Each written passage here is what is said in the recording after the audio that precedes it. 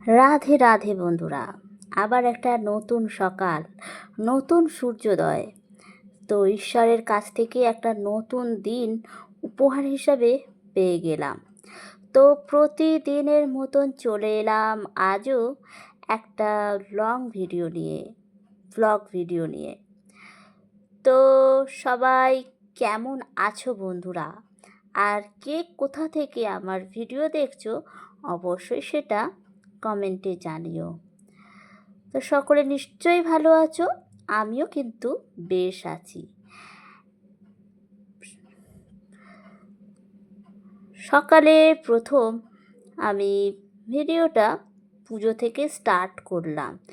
সকালের সমস্ত কাজকর্ম সেরে পুজোটা দিয়ে নিতে পারলে সত্যি মনটা কিন্তু অনেকটাই ভালো হয়ে যায়। তাই সবসময় কিন্তু আমি চেষ্টা করি সকালের বাসি কাজ সেরে স্নান সেরে পুজোটা দিয়ে নিতে। তারপর বাকি সমস্ত কাজ এক এক করে করে নিতে পারি আমি। তো পুজো তো দেওয়া আমার কমপ্লিট হয়ে গেছে বন্ধুরা। তো হাজব্যান্ড যেহেতু একটু শুয়েছিল, তার জন্য আমি স্নানের আগে বিছানাটা রেডি করতে পারি না। তো তার জন্য পুজো সেরে আমি চলে এসেছি বিছানাটা রেডি করতে। তো রবিবার অনেকটাই বলতে গেলে ব্যস্ত ছিলাম, তার জন্য বেডশিটটা চেঞ্জ করা হয়নি। তাই আজকে সময় পেয়েছি, তো আজ কিন্তু বিছানাটা বেডশিট আমি চেঞ্জ করে ফেলেছি। তো বেডশিট চেঞ্জ করে সুন্দর করে পরিপাটি করে আমি আমার বিছানাটা রেডি করে নিচ্ছি।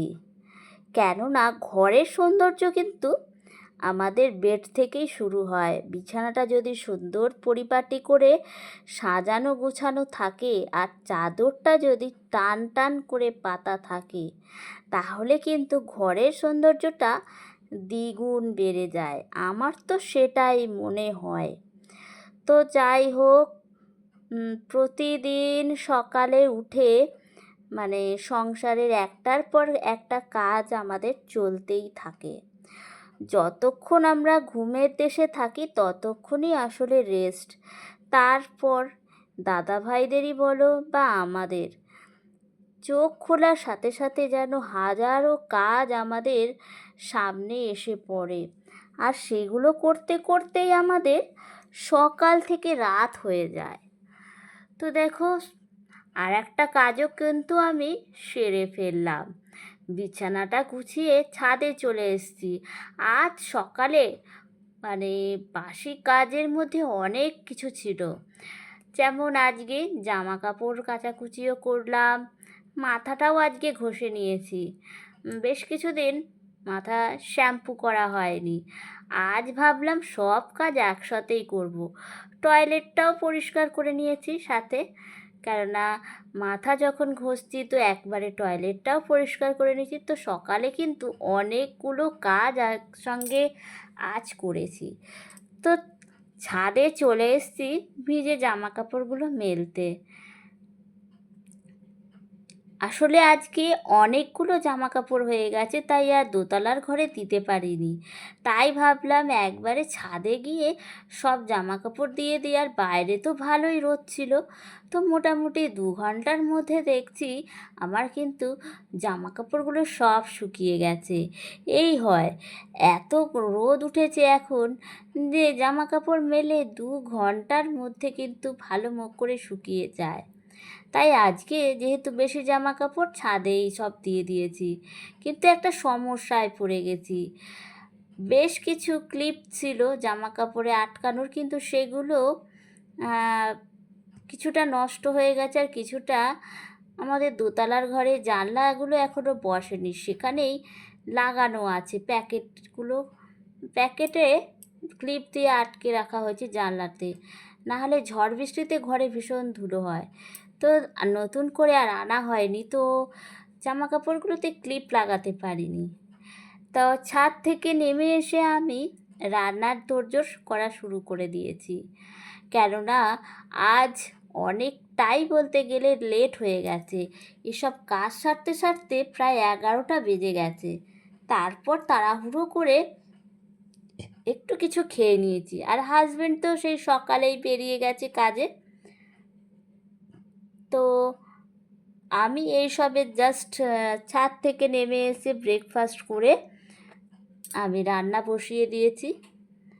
আর আজকে বেশি কিছু রান্না একদমই করব না, কেননা অনেকটা লেট হয়ে গেছে আর সকালে প্রচুর কাজের চাপ ছিল। তো এখন ফ্রিজে দেখছি এঁচোড় আছে, তো এখন যদি আমি এঁচোড় রান্না করতে বসি তো রান্না করতে করতে অনেকটাই লেট হয়ে যাবে। তা আজকে একদমই সিম্পল মেনু করব, একদম সাধারণ, যেটা তাড়াতাড়ি আমার ঝটপট রান্নাটা হয়ে যায়।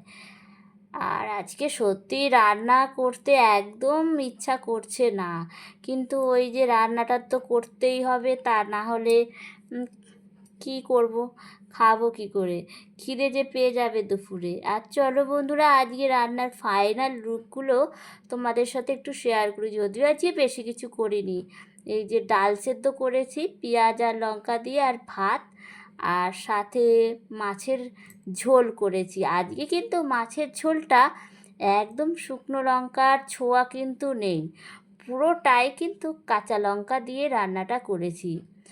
আর দেখো কালারটাও কিন্তু বেশ ভালোই এসছে, কাঁচা লঙ্কা দিয়ে করেছি বলে যে কিন্তু খারাপ এসছে কালারটা তা না। আর এদিকে হাজবেন্ডও কাজ থেকে চলে এসছে, তো ওকেও আবার আমি দিয়ে দিয়েছি। আর ওর প্রত্যেক দিনের অভ্যাস ভাত খাওয়ার আগে পুরো 1 গ্লাস জল খাওয়া, সেটাই ও খেয়ে নিচ্ছে। তারপর ওকে খাবারটা দিয়ে দিই, কেননা ও তো আবার খাওয়া দাওয়া করে আবার কাজে বেরিয়ে যাবে। তো আজকে ডাল সেদ্ধটা কিন্তু দারুণ হয়েছিল, গরম ভাতে এইরকম ডাল সেদ্ধ, মুসুর ডাল সেদ্ধ, এটা তো দারুণ লাগে খেতে, আমার তো ভীষণই ভালো লাগে মুসুর ডাল সেদ্ধটা। মুসুর ডালটাও বেশ ভালো লাগে, যাই হোক মুসুর ডালটাই আমার বেশ ভালো লাগে।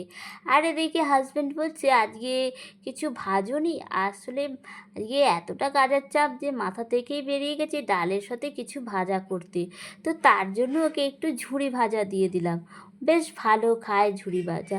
তাই খাওয়া দাওয়া করে একদম কিন্তু ক্যামেরা অন করতেই পারিনি, একবারে সন্ধ্যাবেলায় চলে এসেছি তোমাদের সাথে। আসলে খাওয়া দাওয়ার পর শুয়ে পড়েছিলাম, তো অনেকটাই লেট হয়ে গেছে। তারপরে ঘুম থেকে উঠে ড্রেসটা চেঞ্জ করে হাত মুখ ধুয়ে ফ্রেশ হয়ে আমি সন্ধ্যা দিতে চলে এসেছি।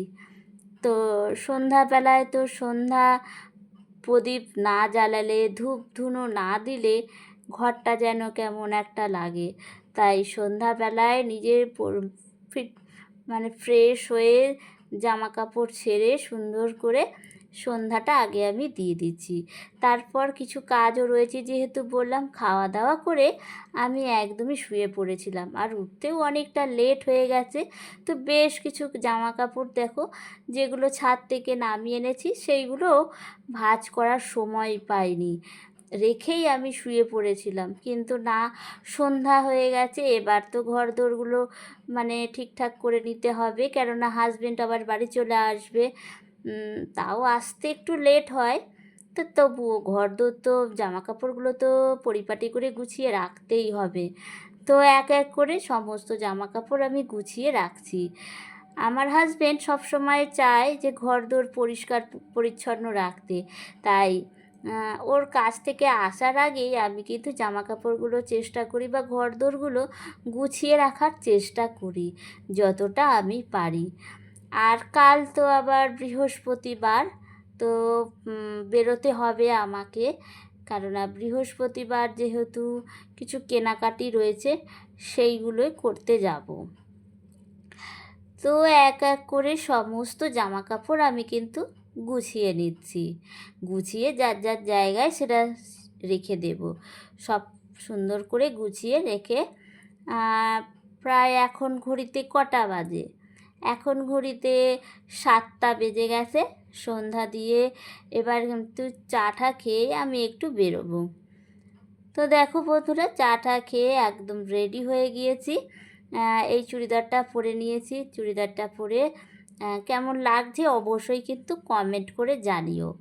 তো এবার যাব বললাম, কাল বৃহস্পতিবার, তো ফুল মিষ্টি মালা ধূপকাঠিও আনতে হবে, এগুলো আনতে যাব। তো এই যে দেখো, কিনে নিয়ে চলে এসছি একবারেই।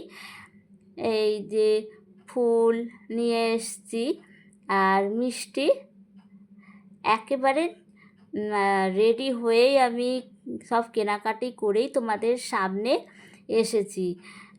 আর এই যে কিছু জবা ফুলের কুঁড়ি, যেটা আমি প্রতিদিন আমার মায়ের বাড়ি থেকে নিয়ে আসি। আর এই যে ধূপকাঠি, বেশ দোকান থেকে বললো বেশ ভালো গন্ধের, তো এই এনেছি। তো বন্ধুরা, ভিডিওটা কেমন লাগলো অবশ্যই কিন্তু কমেন্ট করে জানাবে। আর সবাই কিন্তু খুব ভালো থাকবে, ভালো থাকতে সবাইকেই হবে, কেননা এখন ভালো থাকাটাই খুব কঠিন। তো যাই হোক, সবাই ভালো থেকো, সুস্থ থেকো, টাটা।